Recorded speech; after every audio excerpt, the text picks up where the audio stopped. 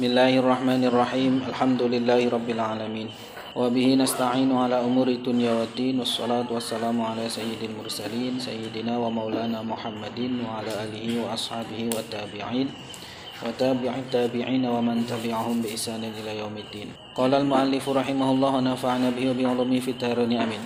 Qala al-muallifu su'alun hunaka man yaqul, ada orang yang berkata begini. Di sana ada orang yang berkata, di sono hunaka. Katanya begini, inna abawain nabiyyi minal musyrikin wa huma finnar. Sesungguhnya bapak ibu Kanjeng Nabi Muhammad sallallahu alaihi wasallam itu termasuk golongan orang-orang musyrik dan keduanya itu masuk neraka. Ada yang berkata seperti itu. Fahal hadzal kalamu sahih? Apakah ucapan ini benar? Ucapan seperti ini benar atau tidak? Mengatakan bapak ibu Nabi sebagai orang musyrik dan masuk neraka ini dibenarkan atau tidak?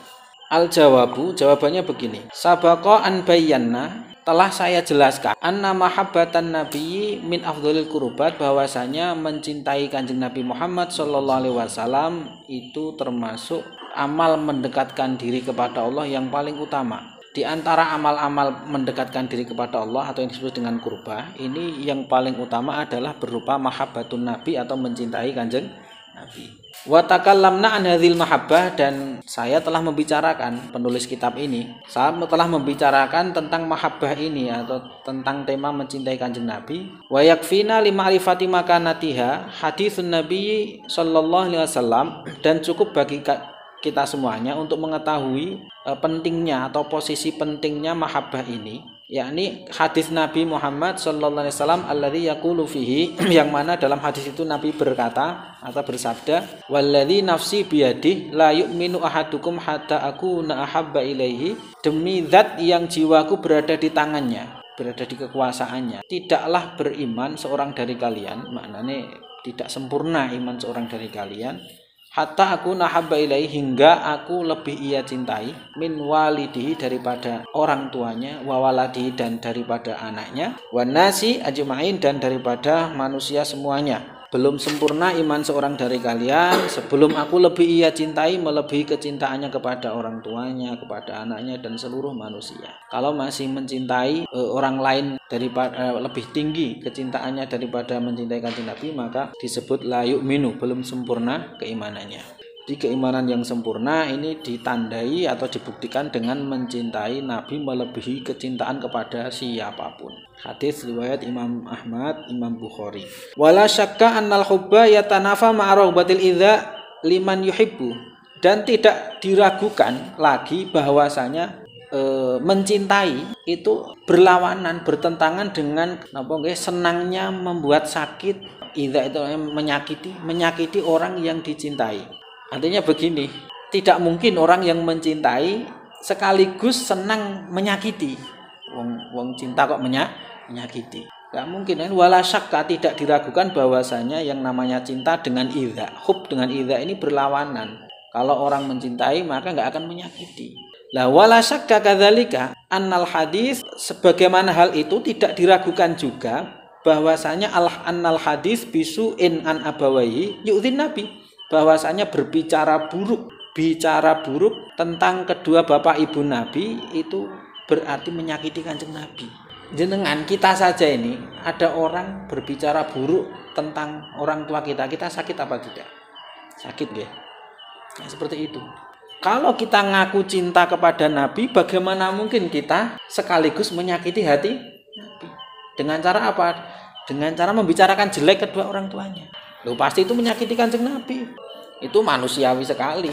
Wa qad qala ta'ala, dan Allah sungguh telah berfirman begini, walladzina yu'dzuna rasulallahi lahum 'adzabun alim, dan orang-orang atau mereka yang menyakiti Rasulullah, bagi mereka siksaan yang pedih. Surah At-Taubah. Firman-Nya yang lain, innalladzina yu'dzunallaha wa rasulahu la'anahumullahu fid dunya wal akhirah. Sesungguhnya orang-orang yang menyakiti Allah dan Rasulnya itu dilaknat oleh Allah baik di dunia maupun di akhirat. Wa adalahum adzabam muhina, dan Allah menyiapkan bagi mereka siksaan yang menghinakan. Surah Al-Ahzab 57. Jadi prinsipnya al-hub dengan al-idza ini yatanafa. Jadi cinta dengan menyakiti ini bertentangan. Kalau cinta ya jangan menyakiti. Kalau menyakiti berarti tidak cinta. Kamu mencintai Kanjeng Nabi harus dibuktikan dengan tidak menyakiti Kanjeng Nabi. Lah kita membicarakan kejelekan bapak ibu Nabi itu berarti kita menyakiti Kanjeng Nabi. Guru kula nggih Mbah Maimun Zubair, nggih salah satu fatwanya nggih. Itu untuk jangan sering-sering membaca surat Al-Lahab. Kecuali nek pas kataman mawon. Karena kita tahu surat Al-Lahab ini isinya sedang menjelek-jelekan gampangane guys, sedang menjelek-jelekan siapa? Abu Lahab. Nah, kita tahu juga Abu Lahab ini adalah Pak D-nya Kanjeng Nabi. Loh, mestine kan yo kuatir niki lho. Ya biarlah Allah saja. Allah pun itu tidak dalam rangka menyakiti. Kalau kita kemudian mengulang-ulang dibaca itu kuatirin niku ndak menyakiti Kanjeng Nabi. Maka hati-hati. Saking hati-hatinya guru saya seperti itu. Karena jangan sampai yu'dzuna Rasulullah. Apalagi niki menjelek-jelekan dengan cara mengatakan bapak ibu Nabi seorang yang musyrik, ini kan parah. Mengatakan bapak ibu Nabi itu adalah ahli neraka, ini kan parah, ini sangat menyakiti. Walaqad nahanallahu sarahatan an adziyati Rasulillah wa musyabahatil yahud. Dan sungguh Allah telah melarang kita secara terang, sarahah, ini secara ceplos, secara terang. Allah melarang kita dari menyakiti Rasulullah sallallahu alaihi wasallam wa musyabahatil yahud, dan melarang kita untuk menyerupai atau meniru orang-orang Yahudi, la'anahumullah fi dzalika, dalam hal ini, yakni dalam hal idza, yakni orang-orang Yahudi yang menyakiti Nabi Musa. Kita jangan ikut-ikutan perilaku mereka, yakni menyakiti nabinya. Maka Ta'ala Allah berfirman, ya ayyuhalladzina amanu la takunu kalladzina adzau Musa. Wahai orang-orang yang beriman, janganlah kalian seperti mereka yang menyakiti Nabi Musa. Fabarra'ahullahu mimma qalu, kemudian Allah membersihkan Nabi Musa dari tuduhan-tuduhan jelek yang mereka ucapkan. Wa kana indallahi wajiha, dan Nabi Musa itu di sisi Allah adalah orang yang terhormat. Wajih ini maknanya orang yang terhormat. Al-Ahzab 69 ya. Qala al-Qadi, telah berkata al-Qadi, fanahnu nala naqulu illa ma yurdi rabbana. Maka kita tidak akan mengucapkan, kita jangan mengucapkan kecuali apa yang membuat Tuhan kita ridho. Wa yurdi rasulana, dan membuat ridho Rasul kita, yakni Muhammad sallallahu alaihi wasallam. Kita tidak boleh mengucapkan kecuali apa yang membuat Allah dan Rasulnya ridho. Kalau Allah dan Rasulnya enggak ridho, kita enggak boleh mengucapkannya. Wala natajarra'u ala maqamihi syarif wa nu'dhihi sallallahu alaihi wasallam bil kalami bima la yurdi, dan kita jangan berani-berani menghadapi makomnya atau posisi derajatnya Rasulullah atau kedudukan Rasulullah yang mulia dengan cara apa? Menyakiti beliau dengan berkata-kata yang tidak dia ridhoi atau yang tidak beliau ridhoi. Allahumma sholli ala sayyidina Muhammad. Mengatakan bapak ibu Rasulullah itu sebagai orang musyrik, sebagai ahli neraka, ini adalah ucapan yang menyakiti Rasulullah. Nah, menyakiti Rasulullah itu dilarang keras. Orang yang menyakiti Rasulullah akan dilaknat, ya. Jadi dalil pertama itu. Jadi tidak boleh. Alasannya itu menyakiti.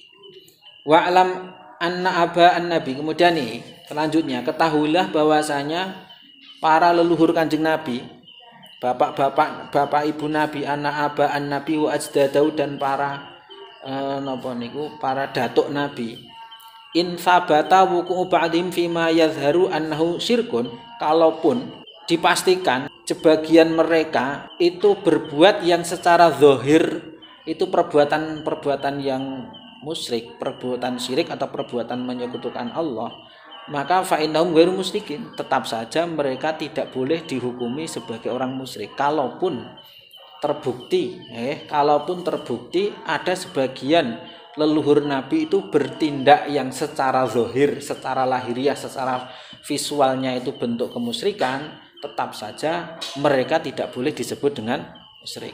Perilaku kekufuran pun, perilaku kekufuran itu bukan berarti lantas pelakunya pasti dihukumi kafir.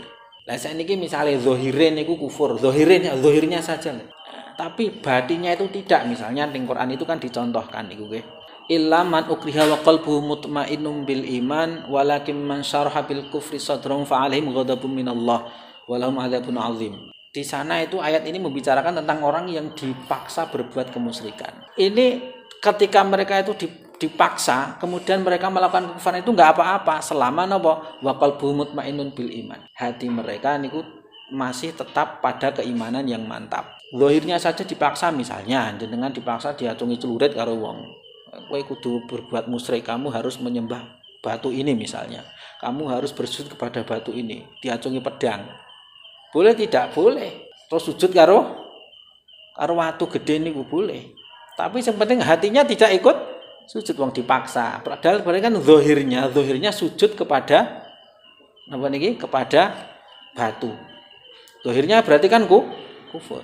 Tapi pelakunya tidak bisa dihukumi kafir karena dia dipaksa. Itu hanya satu contoh. Artinya belum tentu perilaku kemusyrikan itu lantas kemudian pelakunya langsung dihukumi musyrik. Contohnya ini juga, para bapak ibu nabi atau para leluhur nabi itu kalaupun sebagian itu terbukti loh, kalaupun terbukti sebagian di antara mereka itu berbuat kemusyrikan secara zahir, maka tidak serta-merta mereka itu dihukumi musyrik. Wa dzalika li annahum lam yursal ilaihim rasul. Kenapa demikian? Karena belum ada rasul yang diutus kepada mereka. Saat itu belum ada rasul yang diutus kepada mereka. Fa ahlus sunnati wal jamaah qatibatan, seluruh ahli sunnah, seluruh ulama ahli sunnah wal jamaah sewaja, semuanya ya'taqiduna annaman waqa'a fi syirkin wa baddala syariat tauhid fil fatrah ma bainan nabi wan nabi la yu'adzab. Mereka semuanya itu meyakini bahwasanya orang-orang yang berbuat kemusyrikan dan mengganti syariat-syariat tauhid pada masa fatrah. Sekali lagi pada masa fatrah. Apa itu masa fatrah? Yakni ma bainan nabi wan nabi. Masa di antara meninggalnya seorang nabi sampai diutusnya nabi berikutnya, itu namanya masa fatrah. Nah, orang-orang yang hidup di masa ini kok kemudian syariatnya itu berubah, mereka ganti, mereka rubah. Misalnya tawaf yang diajarkan Nabi Ibrahim itu dengan cara sopan, akhirnya berganti tawaf dengan telanjang. Itu kan seperti orang Arab pra-nabi Muhammad kan seperti itu, mereka tawaf sambil telanjang. Padahal Nabi Ibrahim dulu itu tidak mungkin mengajarkan itu. Kan masih ada sisa-sisa ajaran Nabi Ibrahim di situ yang disebut baqayal millatil hanifiyah. Kalau dalam bahasa sejarah niku, sisa-sisa ajaran Nabi Ibrahim yang hanif. Itu masih dilakukan oleh orang-orang Arab. Nah, kalaupun terjadi penyimpangan-penyimpangan, mereka yang hidup di masa itu la yu'adzabu, tidak akan disiksa. Artinya tidak ada konsekuensi di akhirat yang kemudian mereka masuk neraka, itu tidak. Hatta mereka niku fi syirkin, menyekutukan Allah. Jangan perlu tahu guys, sering saya sampaikan guys, bahwa orang-orang Arab itu bukan berarti tidak mengenal Allah sebelum Nabi Muhammad diutus loh. Bukan berarti mereka tidak mengenal Allah. Mang pirsanin dengan lihat tenggane kitab-kitab sejarah, banyak dialog-dialog mereka yang sering menyebut nama Allah. Abu Jahal biasa mengatakan wallahi, padahal dia menentang Kanjeng Nabi, tapi biasa mengatakan apa? Wallahi.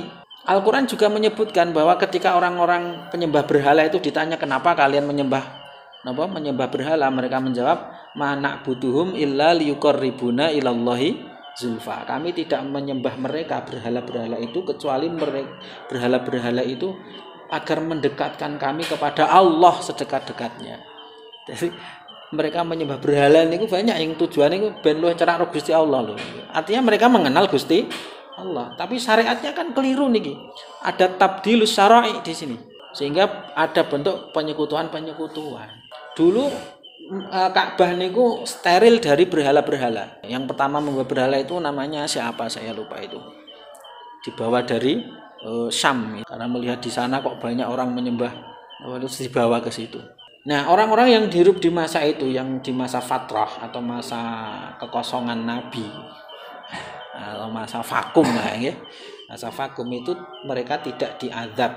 Nah, kemudian saya baca di banyak kitab itu dikiaskan dengan mereka itu adalah orang-orang yang meskipun sekarang di zaman sekarang, kalaupun ada orang-orang yang hidup di pedalaman-pedalaman yang tidak terjangkau oleh dakwah. Yang kitab-kitab itu kaman nasya'a fi syahikil jabal, orang-orang yang tumbuh hidup di napa niku pedalaman-pedalaman di pegunungan-pegunungan. Sampai sehingga tidak ada dakwah yang menjangkau mereka. Nah, mereka itu sama hukumnya dengan zaman fatrah. Fatrah ini antara nabi dengan nabi. Zaman Nabi Isa dengan Rasulullah itu kan kisaran sekitar 500 tahunan ya.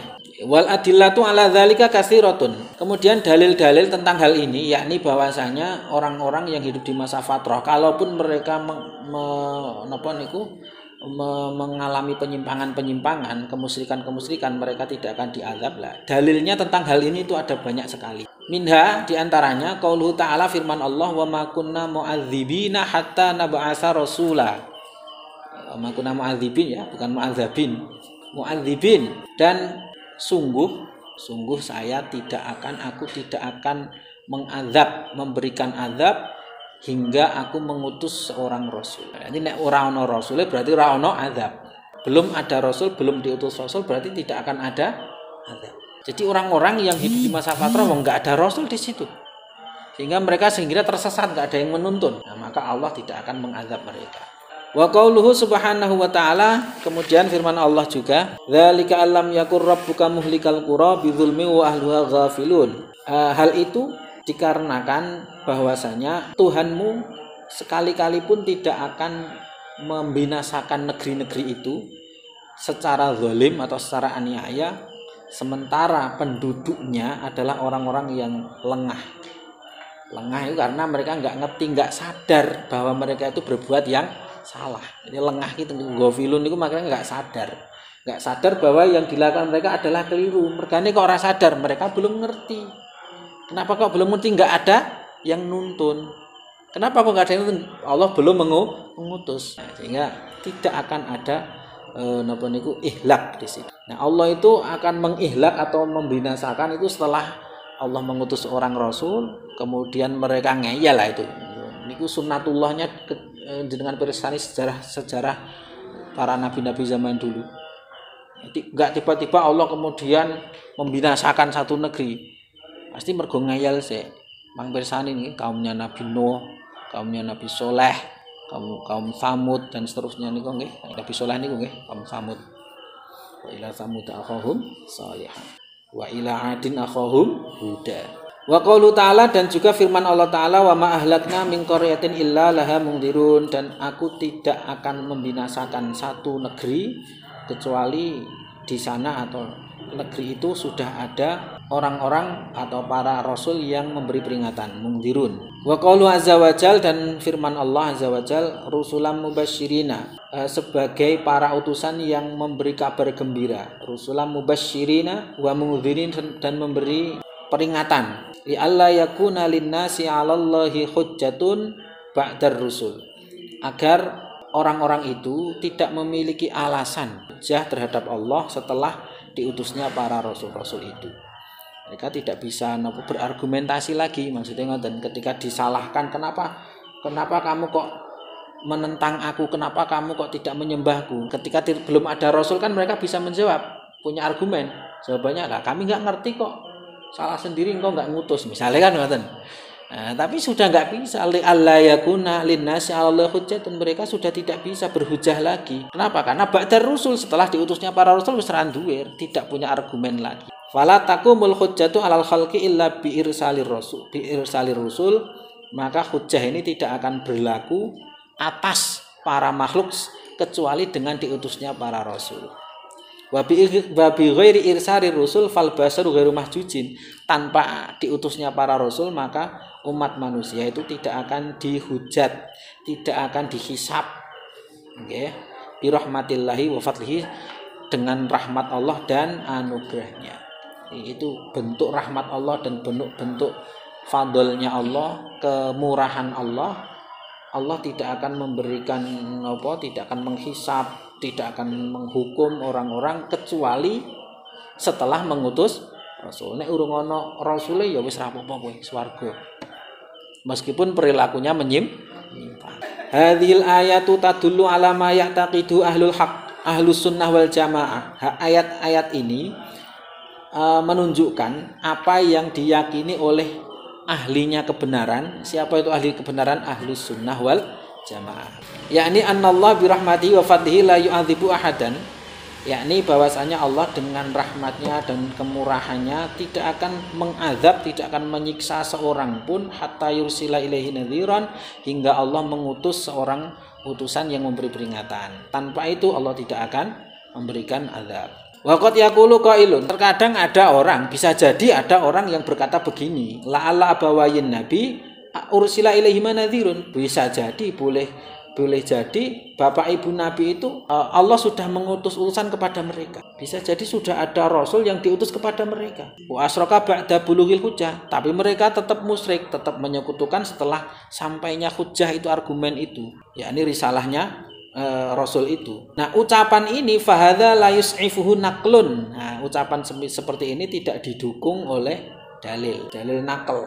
Bal ja'atin nusus tanfihi. Sebaliknya banyak nas-nas justru yang melawannya. Waktu akidu aksadzalika, dan mengukuhkan kebalikannya. Artinya banyak nas-nas yang justru menguatkan bahwasanya mereka itu belum ada rasul. Zaman bapak ibu nabi niku belum ada rasul yang diutus ke sana. Contohnya niki qala ta'ala, Allah Ta'ala berfirman, wa ma atainahum min kutubi yadrusunaha wa ma arsalna ilaihim qablaka min nadhir. Dan aku tidak memberikan kepada mereka kitab-kitab yang mereka pelajari. Wa ma arsalna ilaihim qablaka min nadhir, dan aku belum mengutus kepada mereka sebelum kamu satu utusan pun belum pernah aku utus menuju mereka sebelum kamu. Kamu siapa? Kanjeng Nabi Muhammad sallallahu alaihi wasallam. Wa qala subhanahu wa ta'ala, dan Allah berfirman, litungdzira qauman ma atahum min nadhir, agar engkau memberikan peringatan kepada satu kaum yang belum mendatangi, belum pernah ada seorang utusan yang memberi peringatan yang mendatangi mereka. Ma atahum min nadhir, min qablika, dari sebelum kamu, la'allahum yatadzakkarun, agar mereka mengambil peringatan. Wa qala azza wa jal, ini kan ayat ini kan jelas terang sekali bahwasanya Nabi itu kan disuruh untuk indar, memberi peringatan kepada satu kaum yang belum pernah atau yang belum diutus kepada mereka seorang pemberi peringatan. Wa qala azza wa jal, dan Allah berfirman, wa ma kana rabbuka mulikal qura hatta yab'atsa fi ummiha rasulan yatlu 'alaihim ayatina wa ma kunna muhlikil qura illa wa ahluha zalimun. Wa ma kana rabbuka muhlikal qura, dan tidaklah Tuhanmu membinasakan negeri-negeri, hatta yab'atsa fi ummiha rasulan, hingga Allah atau hingga ia mengutus di ibunya negeri-negeri itu rasulan, seorang utusan, la yatlu alaihim ayatina, yang rasul tadi membacakan kepada mereka ayat-ayatku, wa ma kunna muhlikil qura illa wa ahluha zalimun, dan sekalipun aku tidak akan atau tidaklah sekali-kali aku membinasakan negeri-negeri itu kecuali ahluha zalimun, kecuali ahli mereka, penduduknya adalah orang-orang yang zalim. Fadallatin nususus sabiqatu ala an abawayin nabi ghairu mu'adzabain. Nas-nas yang tadi ini menjelaskan bahwasanya bapak ibu nabi itu tidaklah disiksa. Nah, mereka tidak disiksa itu lali annahuma abawahu, bukan karena mereka itu bapak ibu nabi. Ila Allah shawab abawahu nggih, mboten abawaihi. Nek khobare anna niku kan mestine dibaca napa niku rafa. Lali annahuma abawahu ta'ala shawab abawaihi. Jadi mereka tidak disiksa itu bukan karena mereka bapak ibu nabi, ora dumeh bapak ibune nabi ngoten lho. Bali annahuma min jumlati ahlil fatrah allati alimna manhum, melainkan karena mereka adalah termasuk golongan ahlul fatrah. Mereka orang-orang yang hidup di masa kosong kenabian. Jadi bukan hanya bapak ibu nabi, siapapun orangnya yang hidup di masa itu, perilakunya seperti sampai kemudian mereka itu menyekutukan Allah pun mereka tidak akan disiksa karena tidak ada yang menuntun. Jadi siapapun, bukan hanya bapak ibu nabi, siapapun. Jadi mereka bapak ibu nabi itu bukan orang-orang yang disiksa di neraka, bukan karena mereka adalah bapak ibu nabi, melainkan mereka itu termasuk ahlul fatrah. yang mana allati alimna manhum, yang sudah kita ketahui siapa mereka ahlul fatrah itu, wa hukmahum bimastaqarra indal muslimin, dan kita sudah mengetahui hukum mereka. Qala Syatibi jarat sunnatuhu subhanahu wa ta'ala fi khalqihi. Imam Asy-Syatibi beliau mengatakan begini, jarat sunnatu, telah berlaku sunnah Allah atau kebiasaan Allah subhanahu wa ta'ala fi khalqihi, terhadap makhluknya, yakni apa jarat sunnatu ini, annahu la yu'akhidhu bil mukhalafati illa ba'da irsalir rusul, bahwasanya Allah tidak akan memberikan siksaan atau memberikan hukuman sebab perilaku penyimpangan, mukhalafah, penyimpangan atau perilaku menentang, kecuali setelah Allah mengutus utusan. Tanpa mengutus utusan, penyimpangan-penyimpangan itu tidak akan dihukum oleh Allah. Fa idza qamatil hujjatu alaihim, ketika sudah berlaku hujjah di atas mereka, yakni hujjahnya berupa apa? Mereka sudah diutus, sudah diberi petunjuk, nah, berarti sudah berlaku hujjah kepada mereka. Maka faman syaa falyu'min, barang siapa mau maka berimanlah. Wa man syaa falyakfur, barang siapa mau maka kafirlah. Tidak dipaksa oleh Islam. La ikraha fiddin, gelem yo imano, ora gelem yo kafir. Kalau mau ya berimanlah, kalau mau ya kafirlah. Ya nanti konsekuensinya kan beda. Nek iman ya ahlul jannah, lek kafir ya ahlun nar. Ning ora dipaksa. Faman syaa falyu'min wa man syaa falyakfur. Wa qulil haqqu mir rabbikum faman syaa falyu'min wa man syaa falyakfur. Inna a'tadna lidh-dhalimina naran ahata bihim suratikuha wa ayastaghithu yughathu bima'in kalmuhli yashwil wujuh bi'sas syarabu wa sa'at murtafaqa. Faman syaa falyu'min wa man syaa falyakfur. Yang mau berimanlah dan yang mau kafirlah. Hanya saja walikullin jazaa'u mithlin, masing-masing akan mendapatkan balasan yang sepantasnya, sepadan dengan keimanannya atau sepadan dengan kekafirannya. Wa qala al-Qasimi, dan telah berkata Jamaluddin al-Qasimi fi tafsirihi, di dalam tafsirnya, liqaulihi ta'ala, dalam tafsirnya terhadap firman Allah Ta'ala, wa ma kunna mu'adzibina hatta nab'atsa rasula, dan sungguh aku tidak akan mengazab sebelum aku mengutus utusan.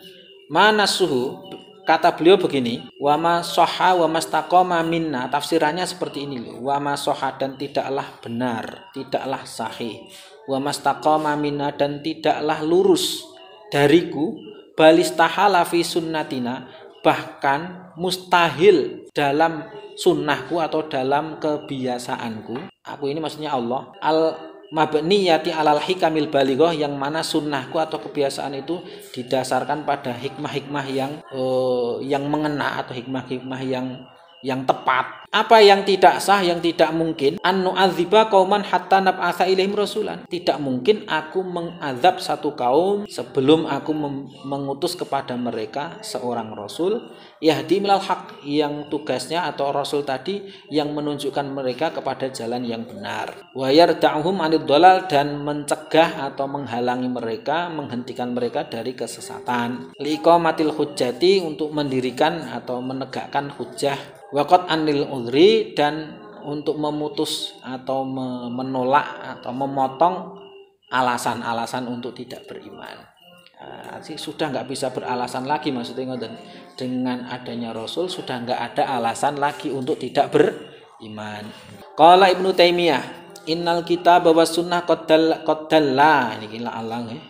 Sesungguhnya Alkitab, si Al-Quran dan Sunnah itu keduanya sungguh-sungguh telah menjelaskan ngala annallaha la yu'adzibu ahadan illa ba'da iblaghi risalati, bahwasanya Allah tidak akan menyiksa seorang pun kecuali setelah menyampaikan risalah. Faman lam tablughu jumlah, barang siapa yang belum sampai padanya risalah itu secara jumlah atau secara global, secara total, lam yu'adzibu ra'san, maka Allah tidak akan mengazabnya. Roksan itu babar belas, sama sekali tidak akan disiksa. Belum ada risalah kok. Waman balaghathu jumlatan duna ba'di tafsil, dan barang siapa sudah mendapatkan risalah tapi duna ba'di tafsil, belum secara terperinci atau baru mendapatkan sebagiannya belum. Duna ba'di tafsil, artinya maksudnya Maka lam yu'adzibu illa ala ingkari maqam illa ala ingkari maqamat alil hujjatur risaliyah.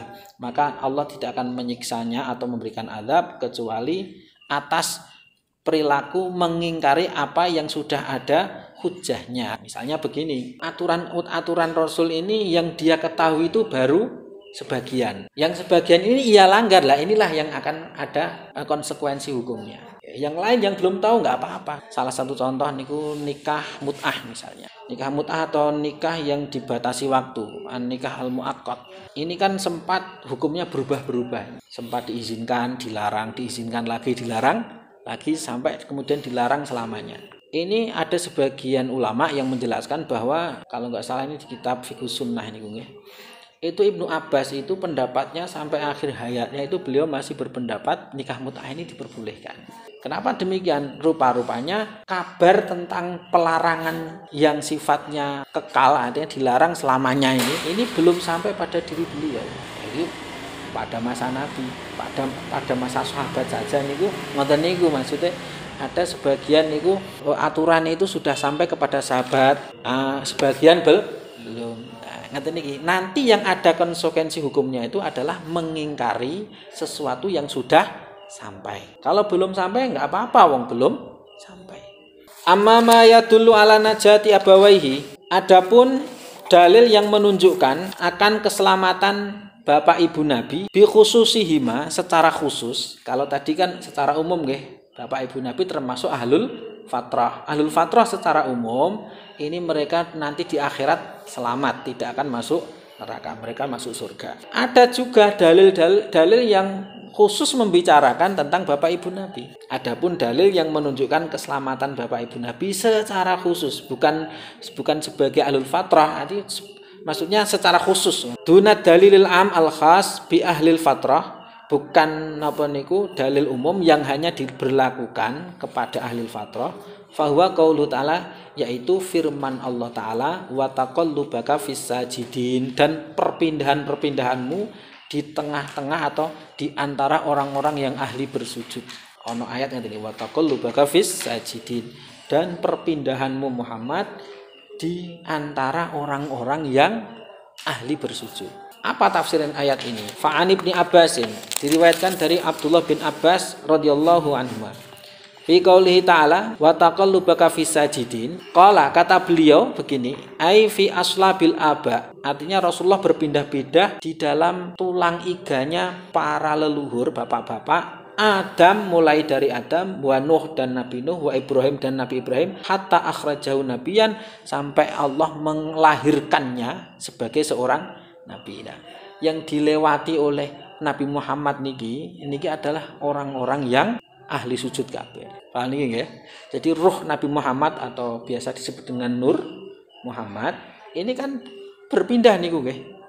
Berpindah dari Nabi Adam, kemudian berpindah melalui perkawinan nggih, pindah ke Ibu Hawa, terus turun ning gone keturunane nggih, entah itu siapa nggih, sampai kepada Nabi Ibrahim, Nabi Nuh, Nabi Ibrahim, terus sampai lahir Kanjeng Nabi Muhammad sallallahu alaihi wasallam. Yang dilewati ini adalah orang-orang yang ahli sujud kabeh. Wa taqallubaka fis sajidin, maksudnya ngoten. Jadi tidak ada yang dilewati itu adalah napa niku gento ta mboten nonton. Jadi semuanya nasabnya suci ngoten nggih. Nasabnya adalah sajidin. Wong sing ahli sujud. Wa an Wasilah bin Asqa, dan diriwayatkan dari Wasilah bin Asqa, anna nabiyya, bahwasanya Kanjeng Nabi Muhammad sallallahu alaihi wasallam qaul, beliau bersabda, innallaha astafa min waladi Ibrahim Ismail, sesungguhnya Allah memilih dari anak turun Nabi Ibrahim itu, memilih Ismail. Karena anak turun Nabi Ibrahim yang terkenal ono Nabi Ismail, ono Nabi Ishak. Yang dipilih adalah Nabi Ismail. Bukan berarti Nabi Ishak bukan yang baik, tapi lebih baik atau lebih utama Nabi Ismail. Wastofa min waladi Ismail Bani Kinanah, dari anak turun Nabi Ismail dipilihlah Bani Kinanah, keturunan Kinanah. Wastofa min Bani Kinanata Quraisyan, dan dari keturunan Kinanah ini dipilihlah oleh Allah Bani Quraisy. Wastofa min Quraisyin Bani Hashim, dan dari Quraisy ini dipilihlah Bani Hashim. Lah wastofani min Bani Hashim, dan Allah memilihku di antara napa Bani Hasyim itu. Bani Hasyim itu wis pilihan, di antara pilihan itu akulah yang dipilih.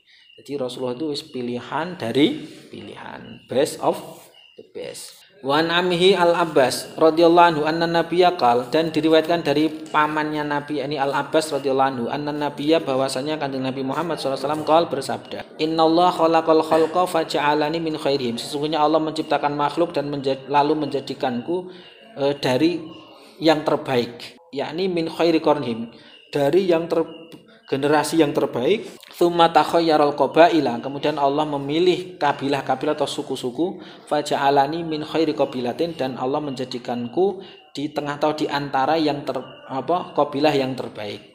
Tsumma takhayyaral buyut faja'al min khairi buyutihim, kemudian Allah memilih rumah-rumah keluarga. Kemudian Allah menjadikanku di antara atau di tengah-tengah sebagian dari rumah-rumah yang terbaik. Fa ana khairuhum nafsan wa khairum baitan, maka aku adalah orang yang paling baik jiwanya, dirinya, dan paling baik rumahnya. Itu rumah keluarga maksud. Fa wasafa Rasul hadis riwayat Imam Ahmad, Imam At-Tirmidzi. Fa wasafa Rasulullah usulahu bit thahirah wat thayyibah. Rasulullah mensifati leluhurnya dengan sifat yang suci, thahirah wat thayyibah, dan yang baik. Nah sing masyhur niku nggon napa? Tiba nggih lam yazalillahu yang kuluni atau yunakiluni minal aslabit thahirah ilal arhami zakiyatil fakhirah. Jadi Allah tidak henti-hentinya memindahkanku dari tulang iganya orang-orang yang suci menuju rahim-rahimnya perempuan-perempuan yang mulia, ilal arhami zakiyah yang suci, al fakhirah yang terhormat. Jadi semua yang dilewati orang-orang baik semuanya. Nenggon tiba niku walam yaltaqiya ala sifahin. Jadi tidak ada yang niku dengan proses perzinaan, semuanya pernikahan yang sah. Nur Muhammad ini. Lah Rasulullah mensifati leluhurnya dengan sifat thahirah dan thayyibah, yang mana wahuma sifatani munafiatani kufri wasyirki, yang mana kedua sifat ini, yang sifat suci dan baik itu adalah sifat yang menafikan atau menentang atau menolak sifat kekufuran dan kemusyrikan. Maknanya bertentangan dengan kemusyrikan. Musyrik ya ora mungkin disebut dengan suci. Qala ta'ala, Allah Ta'ala berfirman, yasiful musyrikin, dalam rangka mensifati orang-orang musyrik, kata Allah begini, innamal musyrikuna najasun, sesungguhnya orang-orang musyrik itu tiada lain adalah orang-orang yang najis, najasun. Sementara leluhur Nabi oleh Nabi disebut dengan yang suci. Suci itu kan bertentangan dengan apa? Najis. Nah, berarti mereka bukan orang musyrik. Itu dalil yang secara khusus membicarakan bapak ibu Nabi. Jadi wis kuat banget nih. Nah nanti ada subhat-subhat yang disampaikan oleh orang-orang, ada dalil-dalil, mereka ada hadis-hadis yang kesannya memberikan pengertian bahwa bapak ibu Nabi itu adalah orang-orang musyrik. Ada hadis-hadis niku mangke nggih, yang kesannya memberikan pengertian bahwa bapak ibu Nabi itu orang-orang termasuk golongan orang musyrik. Nah, jawabannya seperti apa? Insyaallah niki di tema yang berikutnya nggih. Subhanakallahumma wa bihamdika asyhadu an la ilaha illa anta astaghfiruka wa atubu ilaik.